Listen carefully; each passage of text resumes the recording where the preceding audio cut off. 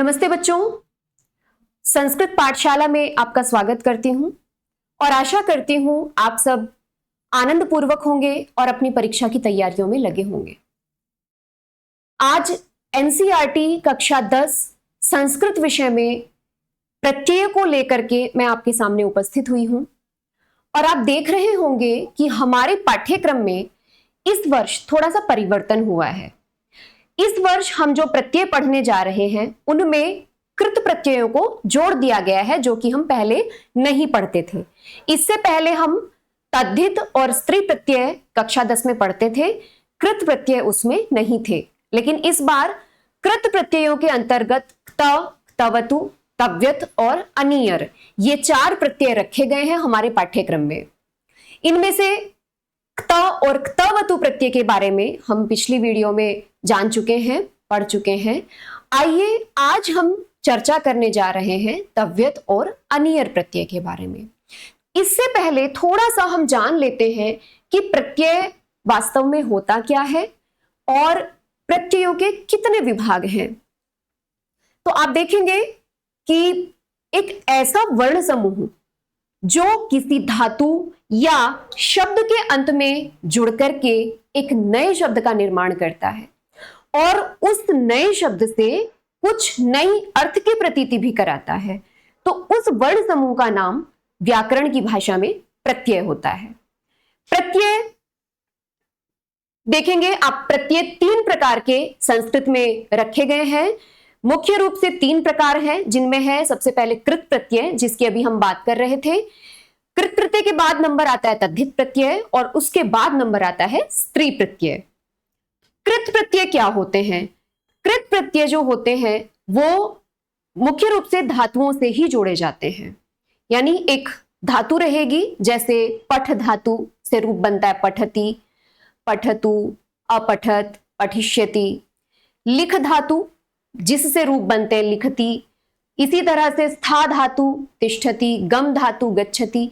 तो जो हमारी धातुएं होती हैं, मूल धातु जिससे आगे सारे शब्द बनते हैं, उन धातुओं के साथ सीधे से जो प्रत्यय लगाए जाते हैं उन प्रत्ययों को कृदंत नाम दिया गया, यानी कृत प्रत्यय। और कृत प्रत्यय से बनने वाले जो शब्द हैं वो कहलाते हैं कृदंत।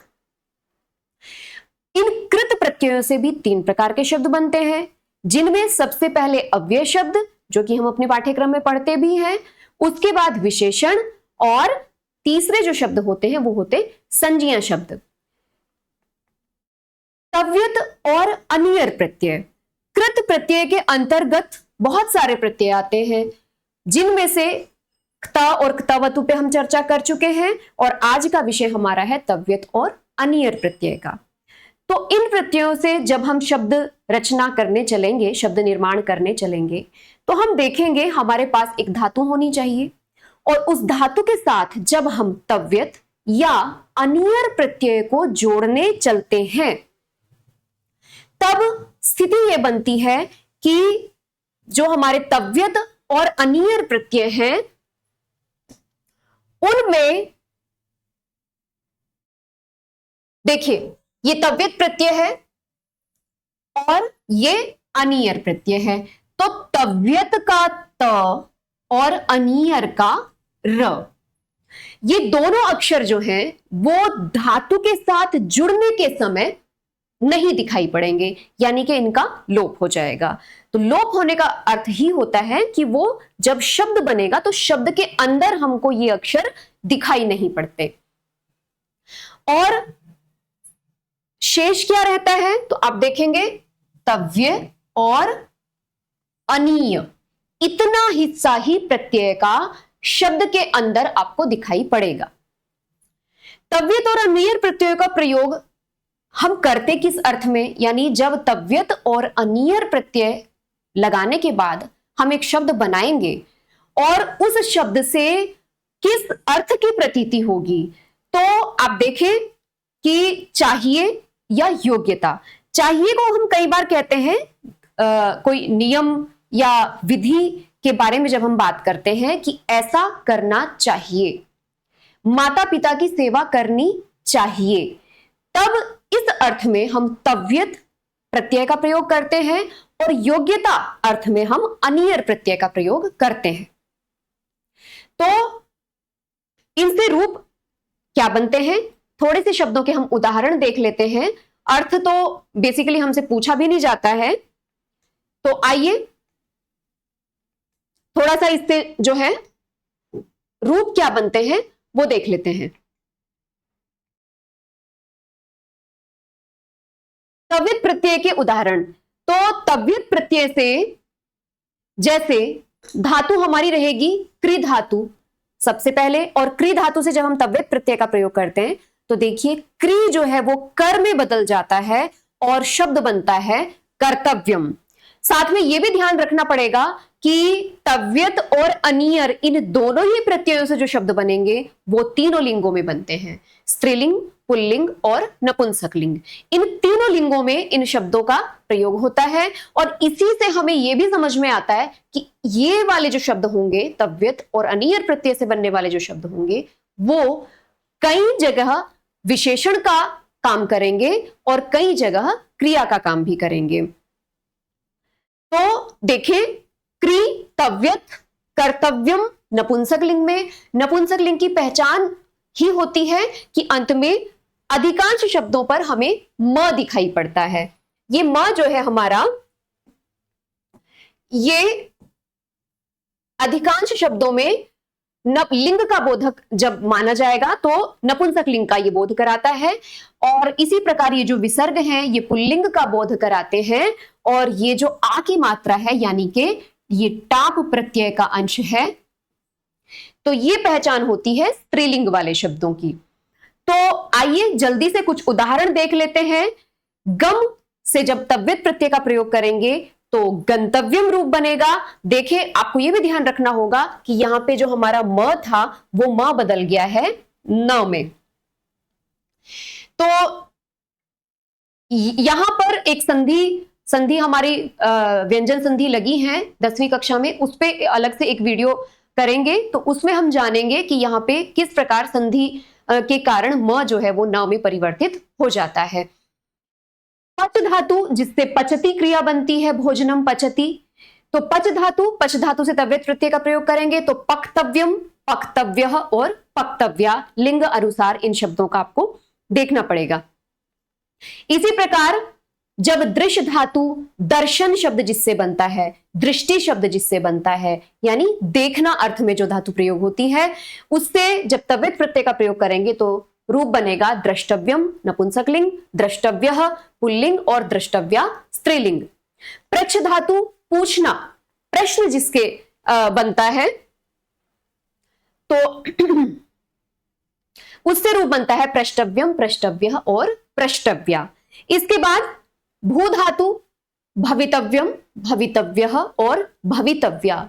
यहां पे कुछ कुछ परिवर्तन होते जा रहे हैं, जब आप प्रैक्टिस करेंगे, अभ्यास करेंगे तो आपको समझ में आ जाएगा कि किस जगह पर क्या परिवर्तन हो रहे हैं। हमको विशेष रूप से ध्यान ये रखना है कि तव्यत प्रत्यय लगने के बाद शब्द का रूप किस प्रकार बन रहा है, और दूसरी बात हमको एक तव्यत प्रत्ययांत हमें शब्द मिलेगा, मानो कि परीक्षा में हमें शब्द मिला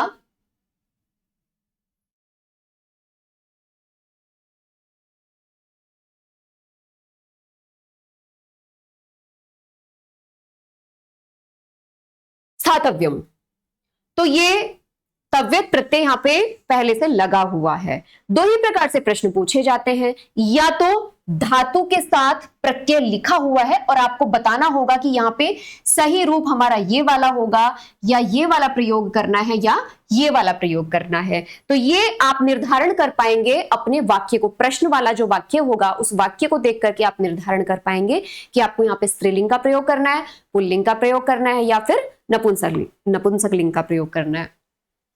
इसके विपरीत अगर प्रश्न आता है तो इस प्रकार किसी भी शब्द को वहां पे लिखा देखेंगे आप, और उसके बाद आपको बताना होगा कि यहां पे धातु क्या है और प्रत्यय क्या है, इस तरह से। तो उसका अगर आप विच्छेद करते हैं तो विच्छेद करने के समय पर आपको जो एक सुविधा रहेगी वो ये कि आपको पता है कि प्रत्यय हमने क्या क्या पढ़े, हमने मात्र 4 प्रत्यय पढ़े हैं, क्त, तवतु, तव्यत और अनियर।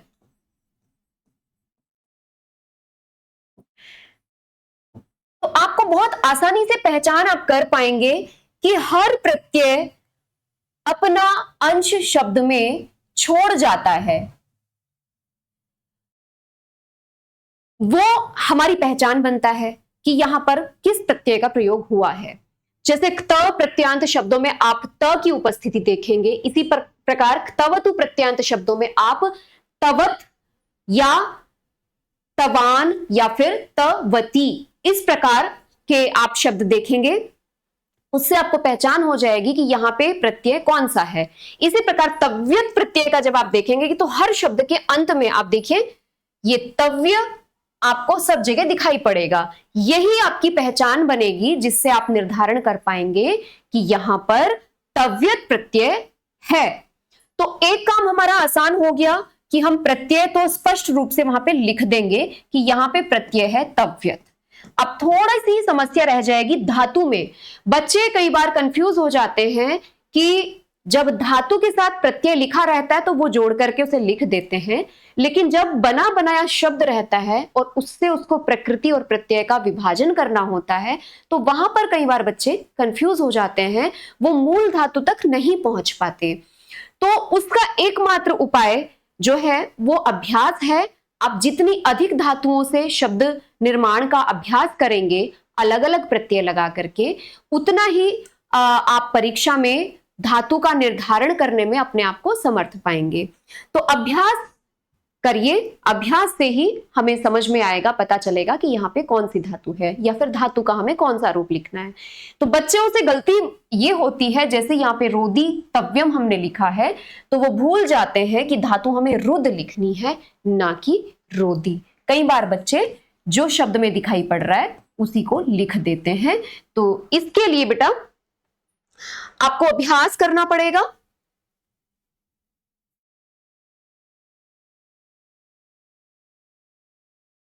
क्योंकि अभ्यास से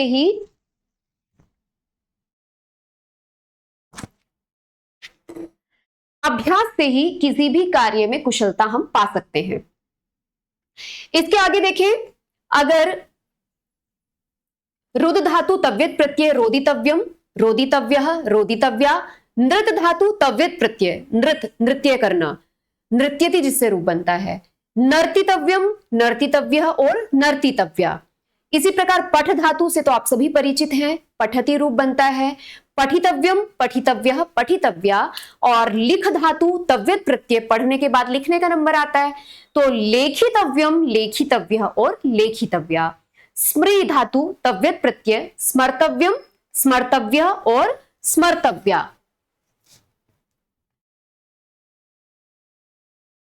इसी प्रकार श्रु धातु सुनना, श्रु तव्यत, श्रोतव्यम, श्रोतव्यः और श्रोतव्या। इसी प्रकार जी धातु विजय शब्द जिससे बनता है, जीतना क्रिया जिससे बनती है, जेतव्यम, जेतव्यः, जेतव्या। दा धातु तव्यत प्रत्यय, दा धातु दान के अर्थ में दा धातु का प्रयोग होता है, देने अर्थ में दा धातु का प्रयोग होता है, तो दातव्यम, दातव्य और दातव्या। इसी प्रकार पा धातु पीना, पिबती रूप जिससे बनते हैं, जलम पिबती, उसमें धातु हमारी जो मूल होती है वो पा होती है और पा से रूप बनेगा पातव्यम, पातव्य और पातव्य। इसी प्रकार जो एक शब्द और है ज्ञा धातु और तव्यत प्रत्यय, तो ज्ञा धातु से तव्यत प्रत्यय, ये ज्ञान वाली ज्ञा धातु है, तो ज्ञातव्यम, ज्ञातव्य और ज्ञातव्या रूप बनेंगे। इसके बाद नंबर आता है अनियर प्रत्यय का, और अनियर प्रत्यय का भी बिल्कुल आप देखेंगे इसी प्रकार की स्थिति है। शब्द के अंत में हमें दिखाई पड़ेगा अनीय। अनीय के बाद लिंग का बोधक कोई चिन्ह होगा, जैसे नपुंसक लिंग है तो नपुंसक लिंग का बोधक म, स्त्रीलिंग है तो स्त्रीलिंग का बोध कराने के लिए टाप यानी आ की मात्रा, और पुल्लिंग है तो पुल्लिंग का बोध होता है हमें अधिकतर शब्द के अंत में विसर्ग को देख करके। तो इस प्रकार प्रत्यय और प्रत्यय के अंत में लिंग बोधक कुछ चिन्ह रहेंगे, तो उनसे हम पहचान करेंगे कि यहाँ पे अनियर प्रत्यय इस शब्द में लगा हुआ है। तो देख लेते हैं कथ धातु कहना या कहानी, कथा जिससे बनता है, उस धातु से जब हम अनियर प्रत्यय का प्रयोग करेंगे तो रूप बनता है कथनीयम, कथनीयः या कथनीया। इसी प्रकार भू धातु भवनीयम, भवनीयः, भवनीया। दृश धातु अनियर प्रत्यय दर्शनीयम, दर्शनीयः, दर्शनीया। पठ धातु अनियर प्रत्यय पठनीयम, पठनीयः और पठनीया। पा धातु अनियर प्रत्यय पानीयम, पानीय और पानीया। क्री धातु से करणीयम, करणीयः, करणीया। गम धातु से गमनीयम, गमनीयः, गमनीया। रम धातु रमणीयम, रमणीयः, रमणीया। प्रा धातु प्राणीयम, प्राणीयः और प्राणीया। स्था धातु स्थान जिससे बनता है स्थानीयम, स्थानीय और स्थानीय। वच धातु से वचनीयम, वचनीय, वचनीया। और इसी प्रकार लिख धातु सबसे अंत में आई है लेखनीयम, लेखनीय और लेखनीया। यहां पे एक चीज की तरफ मैं और आपका ध्यान आकर्षित करना चाहूंगी। देखिए हमारे कुछ शब्द हैं जहां पे आपको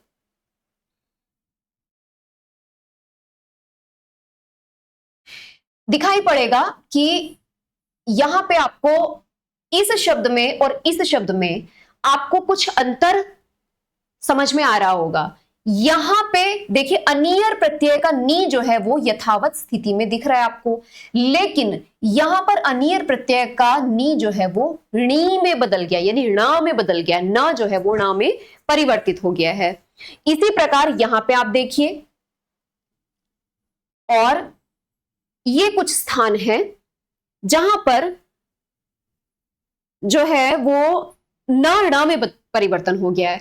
तो ऐसे कुछ स्थलों को आपको विशेष रूप से ध्यान में रखना पड़ेगा कि जिस धातु के अंदर आप देखेंगे री या र की उपस्थिति आपको दिखाई पड़ रही है जिस धातु के अंदर, जैसे यहां पे री है, यहां पे र है, यहां पे भी प में र है। हम वर्ण विच्छेद करते हैं, हमारे बच्चे जानते हैं, प र आ। देखिए तो यहां पे र की स्थिति उपस्थिति है, तो र या री की उपस्थिति जिस धातु के अंदर होगी वहां पर उसके तुरंत बाद आने वाला जो न है वो ण में बदल जाएगा। तो इसलिए हमारा रूप बनेगा क्री से करणीयम, करणीय और करणीया। इसी तरह से रमणीयम, रमणीय और रमणीया। तो ये कुछ एक चीजें होती हैं जो हमको ध्यान रखनी होती है। इसी प्रकार आप एक चीज ये भी देख रहे होंगे कि शब्द के प्रारंभ में जो हमारी धातु हम रख रहे हैं वो धातु कुछ और है, लेकिन जब शब्द के साथ जुड़ जाती है तो उसकी शक्ल कुछ और बदल जाती है, उसका रूप कुछ और बदल जाता है। जैसे ये क्री था और ये क्री जो है वो क्री जो है यहां पे आकर कर में बदल गया है। ठीक है, इसी प्रकार से ये लिख का ली जो था वो यहां पे एक ही मात्रा यहां पे लग गई है। तो ये भी कुछ स्थल होते हैं तव्यत और अनियर प्रत्यय में आप देखेंगे।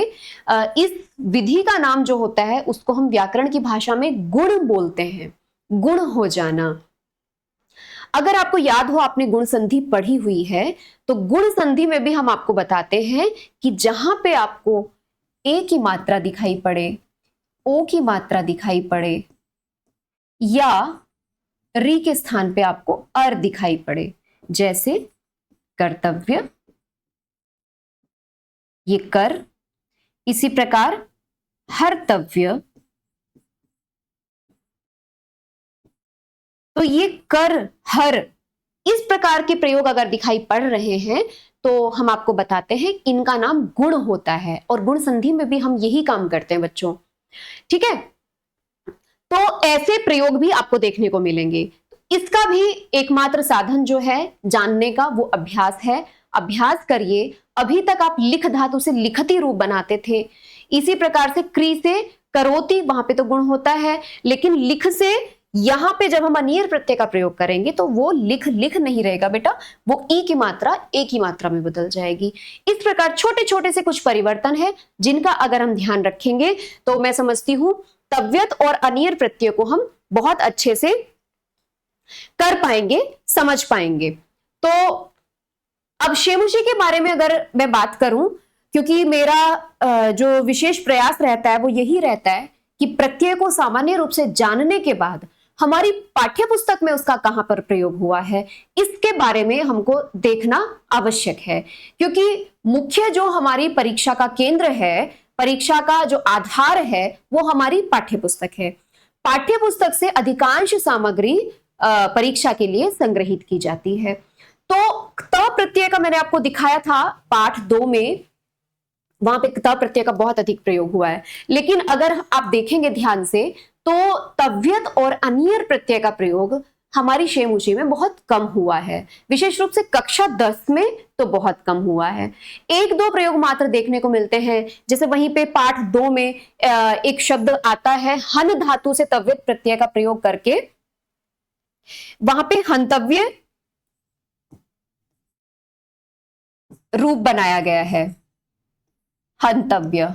इसी प्रकार चौथे पाठ में यानी कि शिशु लालनम, शिशु लालनम में आप जब देखेंगे, शिशु लालनम में भी 1-2 प्रयोग इसी प्रकार से अनियर प्रत्यय के, जैसे आपको अगर याद हो वो प्रसंग, जब राम लव और कुश को अपने सिंहासन पर बैठने के लिए कहते हैं और लव और कुश मना कर देते हैं, तो वहां पर एक प्रयोग आता है भवती शिशुजनो वयोनुरोधात लालनीय एव, इस प्रकार का प्रयोग आता है। लालनीय यानी कि शिशु जो होता है वो लालन करने योग्य होता है। लालनीय शब्द का वहां पे प्रयोग आया है, अनियर प्रत्यय का यहां पे प्रयोग है। तो इसी प्रकार 1-2 प्रयोग और आगे वाले पाठों में आए हुए, तो बहुत अधिक प्रयोग शेमुशी में तव्यत और अनियर प्रत्यय का नहीं हुआ है। लेकिन उसका तरीका यह है कि आप धातुएं, कुछ भी जो भी आपका जो क्रियाएं हम अपने पाठ में देखते हैं, उन क्रियाओं में से उसकी मूल धातु को लीजिए, तव्यत और अनियर प्रत्यय को वहां पर रखिए और उनसे प्रयोग बना करके देखिए, और यही इसका एकमात्र साधन है। तो आज के लिए इतना ही। प्रत्यय की श्रृंखला में आगे अगली कक्षाओं में हम तक, तवतु, अपना त्वा, तुमुन और ल्यप, इन प्रत्ययों को लेकर के एक बार फिर मिलेंगे। हालांकि 10वीं कक्षा का विषय नहीं है, लेकिन ये प्रत्यय हमें पढ़ने होते हैं। तो इसी प्रकार व्याकरण की अगर कुछ और ऐसे विषय हैं जो आप चाहते हैं कि जिन पर हम चर्चा करें, तो वो भी आप मुझे बताइए, और हम सबसे पहले हम प्रयास करेंगे कि कक्षा 10 के जितने भी व्याकरण के विषय हैं उनको हम यहाँ पर कवर कर सकें। तो आज के लिए इतना ही। बहुत बहुत धन्यवाद। अपने विचार, अपने सुझाव देते रहिए, जिससे आगे के लिए हम क्या करना चाहिए या किस चीज की आपको आवश्यकता है, अति आवश्यकता किसकी है, उस पर हम पहले विचार कर सकें। शुभ रात्रि।